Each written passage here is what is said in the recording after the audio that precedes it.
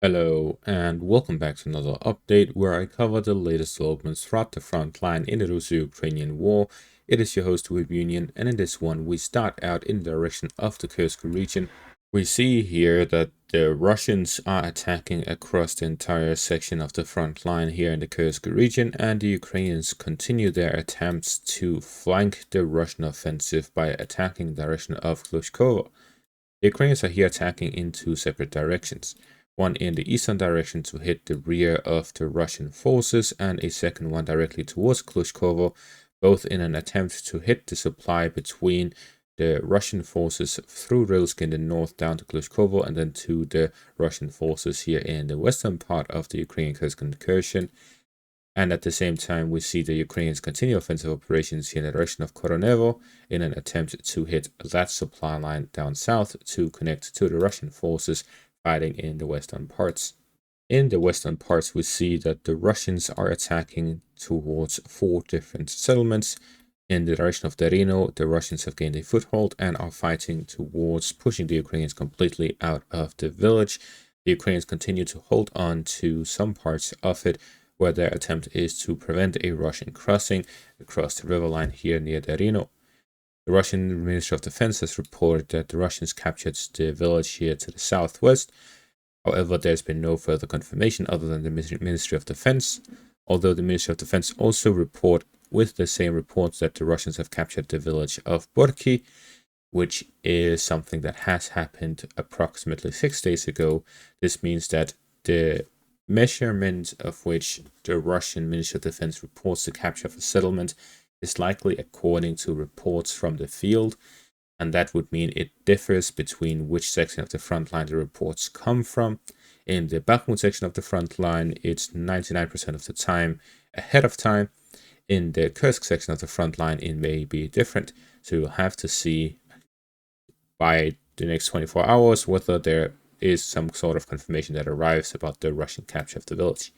In the direction of Lyubomovka and Tulsi Luk, the Russians continue offensive operations here as well, and the western and eastern bank of the Snagost river, where the Russian objective here is to gain control over the western part of this road.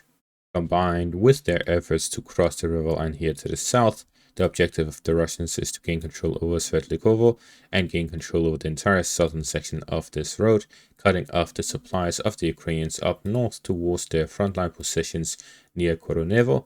And at the same time, we see that the Russians are not attacking generally in this section of the front line in the northern direction, which indicates that the Russian objective here is to cut off their supplies and encircle them rather than attacking them head on. And this is combined with the efforts of the Russians here to the east of Zporizhzhia to attempt to recapture Marchinovka here in the eastern parts. The objective could be to reach the two tips on the eastern and western parts and cut off the Ukrainian forces in the north, which will lead to a strong push by the Russians to cut off the supplies and then gain control over Zporizhzhia by similarly flanking it from the rear. While all of this is taking place, the Russians also managed to capture the village of Spelnoe here in the southern flank. This means that the Ukrainians continue their offensive operations in the Kursk region while the Russians do their counteroffensive, and the Russians seem to have the initiative continuously since the start of it 6 days ago. The Russians are slowly pushing across the entire section of the front line in the western and eastern parts, leaving the northern parts under Ukrainian hands. In the next section of the front line near Pishane, the Russians have managed to negate the Ukrainian gains near Tabaivka and secure the heights to the northwest of it. This means that the Russians have secured the northern flank yet again with these two advances yesterday and today. At the same time, they continue advancing in the direction of Koslinikivka and Krukhlekivka, where the Russian objective here is to reach the Usk river line, cut off the connection between the northern and southern parts of the eastern bank of it, and to slowly move to gain control over Kupiansk, at least the eastern bank of the Kupiansk direction near the Usk river line, where the Russian objective then would be to continue down south towards the flank of Lyman rather than attacking it head on. As we can see, there are several lines of Ukrainian fortified positions and defenses to the north and east of Lyman. This means hitting them in the flank would be the best for the Russians if they manage to gain control over the northern parts of the eastern bank of the Usk river line. So we see several developments here in the north. In the southern directions, we also see several developments, as the Russians have managed to capture the village of Zhelene Perche here on the eastern bank of the Volga River line, as they continue to form the pocket which the Ukrainians for some reason refuse to withdraw from. And in the south, the Russians have secured further positions northeast of Maximilianivka, securing the flank of Hostre with the Russian capture of that village as well, to develop further offensive operations to cut off the southern flank of the pocket forming here to the east of Kurahove. The Russian capture here near Maximilianivka is the final part of Ryorivka, and it also connects between Ryorivka and Maximilianivka from the northern parts, which expands the amount of supplies the Russians can connect to that direction. At the same time, it will allow the Russians to fight over the hills north of Maximilianivka, which will allow them to gain a better connection between Maximilianivka and Hostre, to then launch operations towards the Volga River line, which is just northwest of Hostre. With Russian control over Hostre, they also have fire control over the road here to the south of Oleksandropil, which strengthens their ability to hit the Ukrainians if they withdraw through this road. However, there is still another crossing here near the Volga River line, near Ostrivske, which the Ukrainians would be making use of, but it expands the travel time of the Ukrainians from the pocket towards Kurahove. This means that they will likely not move towards Kurahove, but Hrynik instead, to secure the defense of that town, as the Russians continue the siege of Ukrainsk.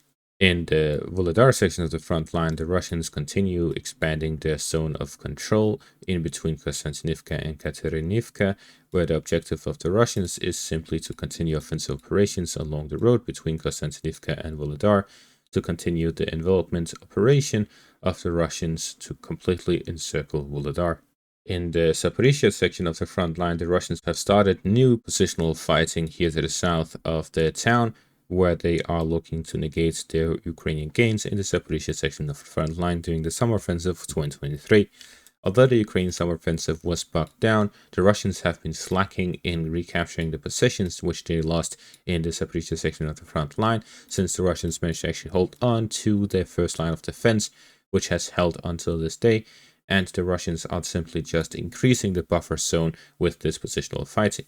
At the same time, it is to prevent the Ukrainians from relocating troops from the Zaporizhzhia section of the front line to the east or to the north, to prevent them from strengthening the defenses elsewhere, because right now, if the Russians continue exerting pressure in different sections of the front line, whether it is Kherson, Zaporizhzhia, Siversk, or whichever other section of the front line the Russians continue offensive operations, it will be more difficult for the Ukrainians to rotate their troops, as the Russians would just launch a new operation every single time a gap opens in their defense.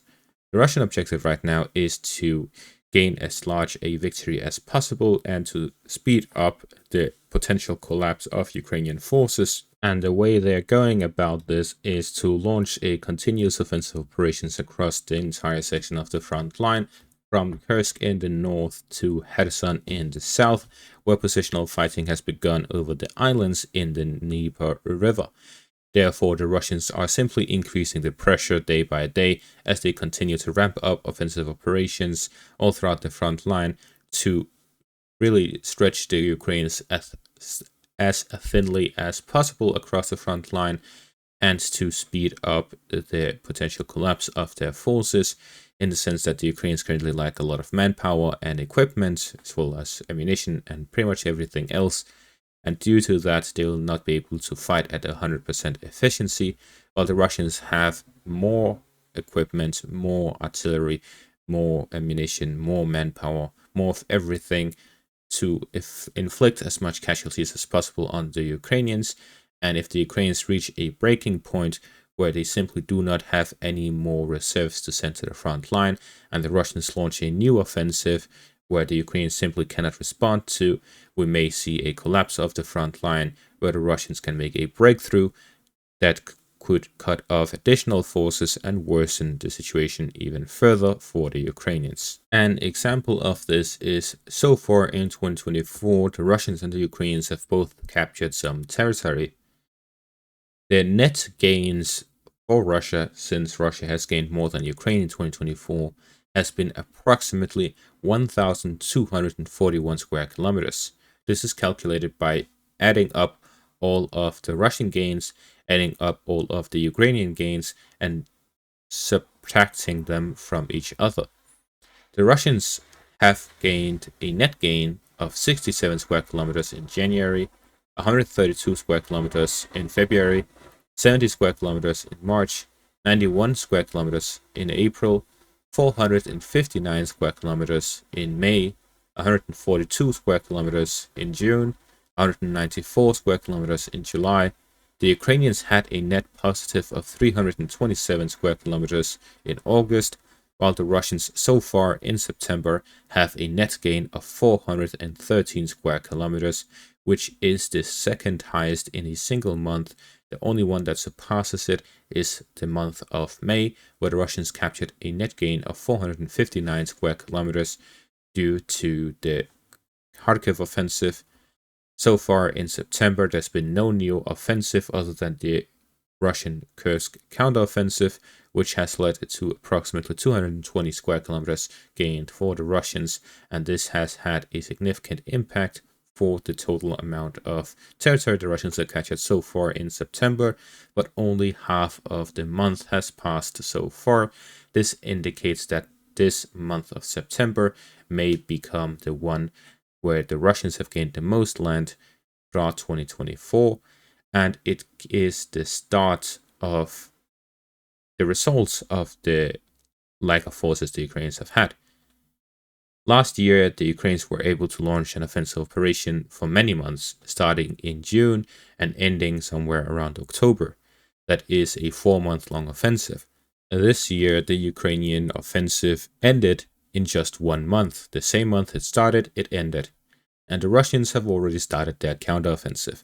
This just shows how much the Ukrainian army has degraded compared to last year, and at the same time, last year during the Ukrainian summer offensive, all offensive operations by the Russians stopped during the offensive as they concentrated all of their forces to hold back the Ukrainian offensive, and they even lost territory. This time, the Russians just continued their offensive operations everywhere in the south and the east during the Ukrainian offensive, yet the Ukrainians only managed to capture 800 square kilometers, which they are losing at a rapid pace. The Ukrainians gained 359 square kilometers as a net gain in the month of August. The Russians have already negated that with approximately 90 square kilometers. This means that everything the Ukrainians gained during the offensive has already been negated by the Russians in the Donetsk region. And that is going to be all for this update. Thank you for watching. Make sure to leave a like, subscribe, and check out my Patreon and YouTube membership for additional content. Check out my video on the screen right now for an explanation and summary of the current frontline situation and my mapping. Thank you for watching and have a great day.